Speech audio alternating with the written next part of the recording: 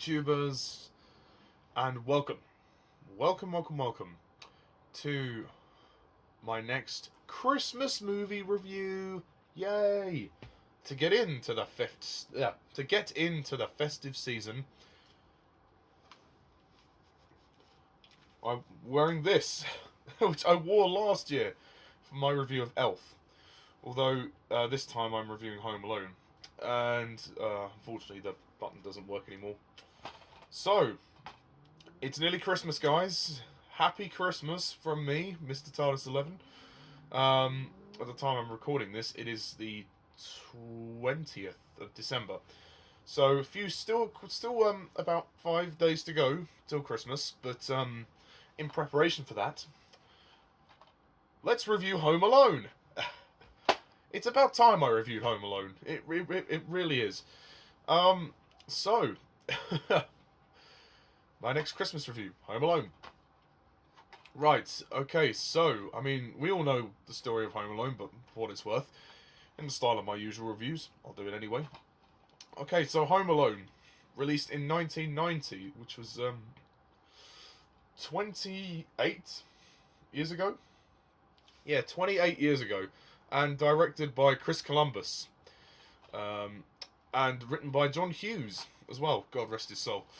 The story is basically it centers around this boy named Kevin McAllister, played by Macauly Culkin.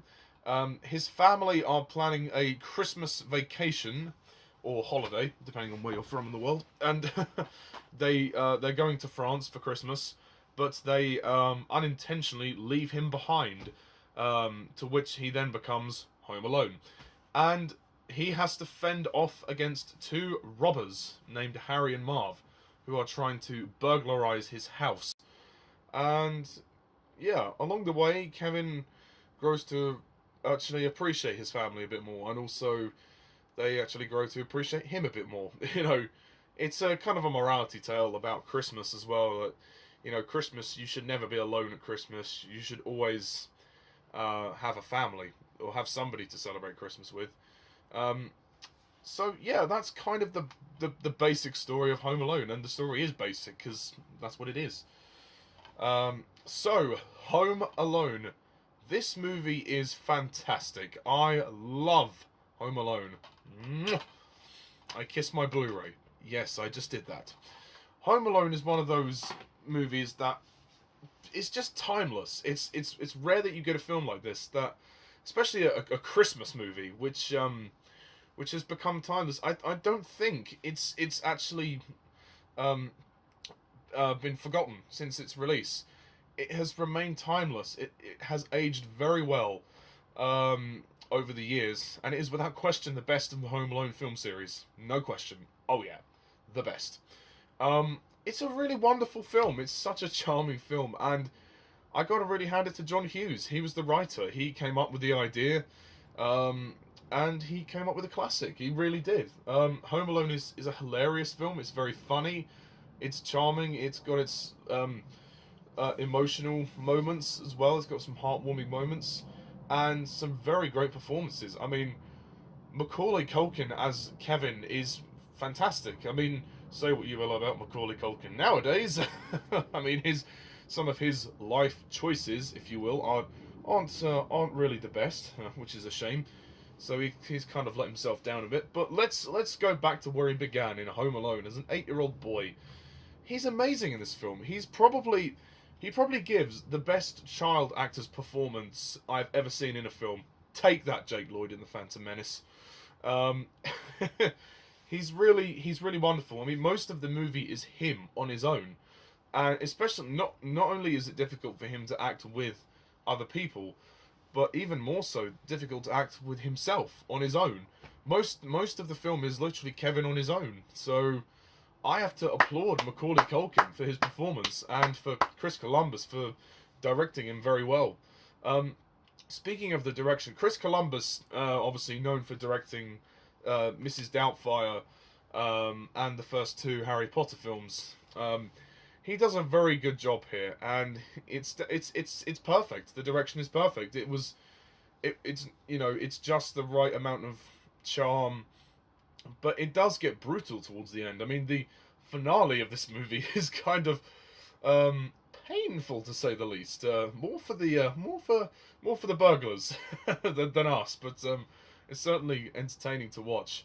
The movie never loses its thrill. The pace is perfect. It moves along fine. It's only like 100 minutes. It's 1 hour 40 minutes, and it flies by. I think the humor's genius. It really is. Especially towards the climax, where Kevin lays a booby trap, essentially in the house for the burglars, and that's definitely the best scene of the film for me. Definitely the best scene of the film.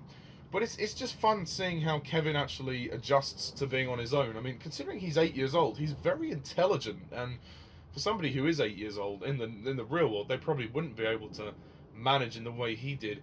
He manages remarkably well on a logistical level. He manages to do the shopping. He manages to feed himself. He manages to clean the place up. He manages to fend off the burglars, which is which is fantastic. And there's some of the funniest scenes are when they play that clip from that old film. I don't know what the film is, but the last line of that scene is, "Keep the change, you filthy animal." It's that moment where he plays the videotape. It's especially funny when he uses it to scare the pizza guy and also the burglars, which is great. So the humor's brilliant. The other characters, I mean, there's not really a huge cast in the movie because most of them don't really feature very much. You've got Harry and Marv, who are the burglars. Daniel Stern and Joe Pesci. They are hilarious. They are a great comedy duo. I really like them, and they're especially funny in the climax of the film when they're getting tortured by Kevin. It's not as dark as it sounds. Don't worry. It is played for comedic effect, but it is brutal. Some of the things that happen to them, Marv gets a nail in his foot. He gets an iron bashed in his face. Harry is burnt on the head, and his hand is singed from the doorknob as well. It's really like brutal stuff, and they're constantly being whacked with paint cans. They're tripping over the decorations that are left on the floor.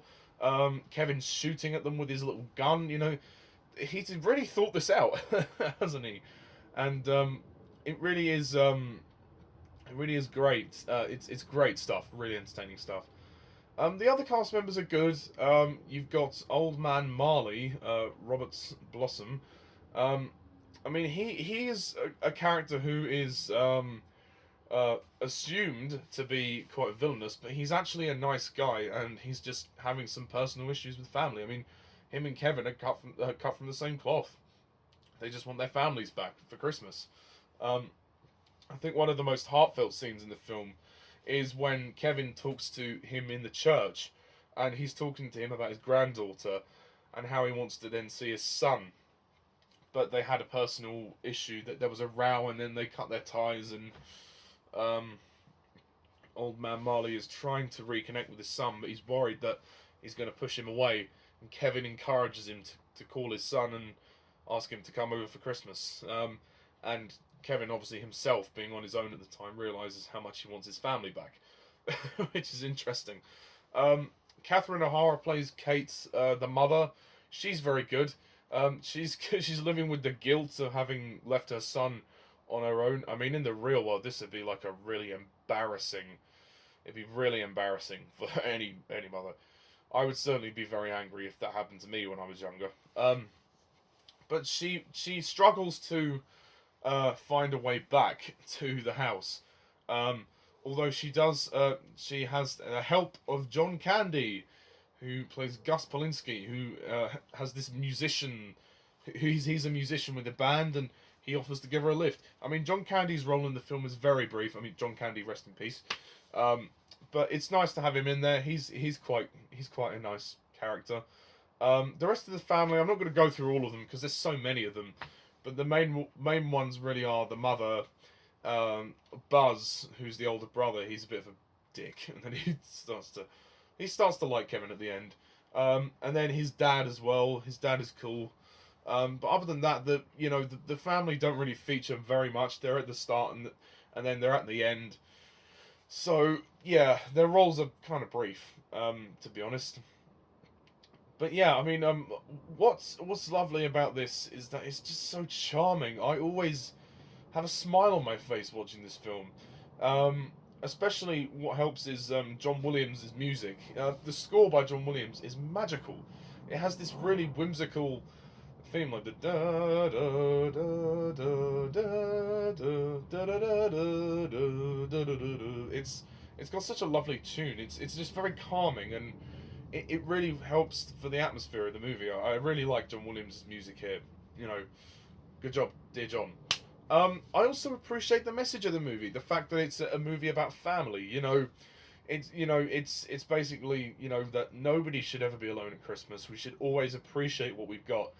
The fact is, even if we sometimes don't like our family, sometimes if they get on our nerves, if they really piss us off, they don't appreciate us, we don't appreciate them, vice versa, then the movie says stop and think about it, because some people don't have families. So if you really actually stop and look, you're lucky.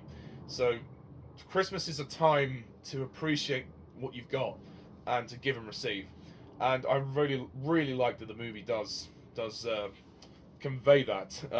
Because God knows, there've been times when I've wanted to be on my own rather than be with my family. But I am thankful for what I've got, and I'm looking forward to spending Christmas with my family, because that's the whole reason I love it.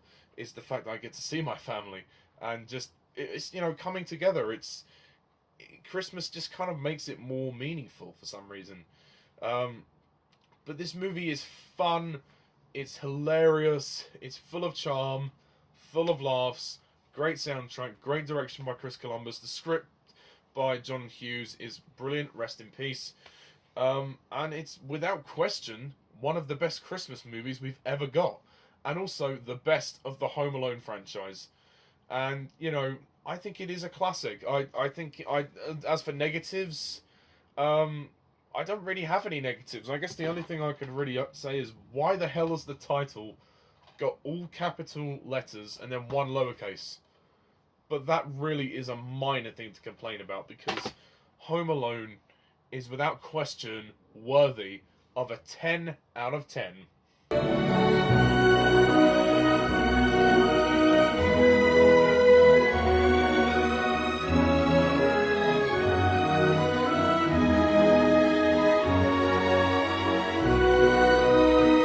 It's a classic. It's an absolute classic. You can't beat it. It's also quite well shot, and the cinematography is decent for what it is. You can never not have fun watching Home Alone. But of course, the movie was very successful, and of course, if your movie makes money, then the studio will demand a sequel. And of course, Home Alone got a sequel. Literally, I think it got a sequel either a year or 2 years after this. In 1992, I believe, we had Home Alone 2, Lost in New York, which was basically the same movie, just set in New York. I may consider reviewing the sequels at some point. I will touch on the sequels if I get a chance. Definitely Home Alone 2.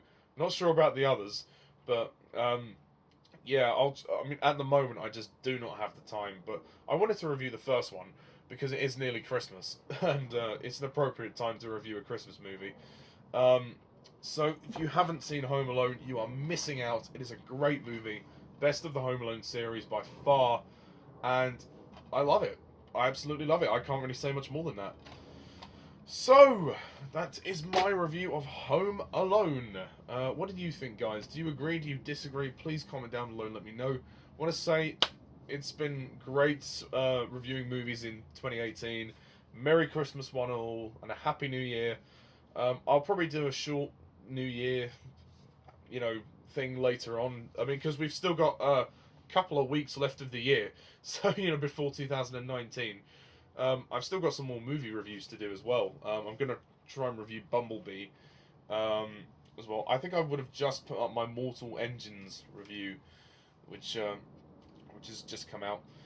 So there's only like another...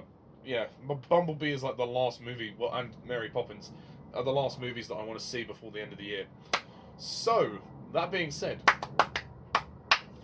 thank you guys all for watching, and as always, I'm Mr. TARDIS11. See ya.